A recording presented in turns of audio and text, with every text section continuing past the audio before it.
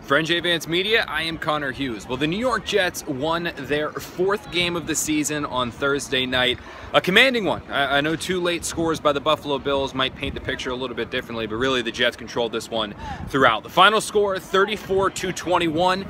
And it was probably, when you look at things, offense, defense, and special teams, the best the Jets have looked, maybe dating back to 2015. And you know, in the grand scheme of things, I don't know if this victory will mean all that much. You know, I still don't think the Jets are about to embark on an unlikely trip to the playoffs. I don't think this team is a Super Bowl contender, but I think what this game did show and what this game did do was give a little bit of faith to those in Jets Nation for what this future might hold. You know, you look at the guys that made plays here on Thursday night that helped the Jets get to a victory, and all of them are guys that are probably going to be around when the Jets do turn this corner and go from a rebuilding team to a contending team. You saw probably the best game of their respective careers from linebacker Darron and outside linebacker Jordan Jenkins. You saw Muhammad Wilkerson get back to the form that got him an $86 million contract extension. You saw Coney Ely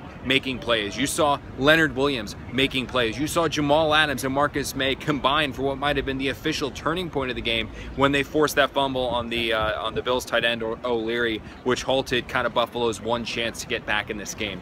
You saw a group of young players on the Jets, a group of guys that General Manager Mike McCagan and Coach Todd Bowles hope are the core of this team for years to come, all come together to put forth an effort to get a collective, massive victory for this team. And you know, that's a huge positive. That's a huge positive sign that the Jets are a team that is headed in the right direction. You know, when you look at some of the other teams that are quote-unquote rebuilding around the league, I'm talking about teams like the Cleveland Browns. You look at that squad and you question where the difference makers are. You question if they have any difference makers. Then you look at this Jets team that is a team that is rebuilding. Again, a team that is not going to contend for a realistic shot in the playoffs this year and are certainly not ready for a Super Bowl run.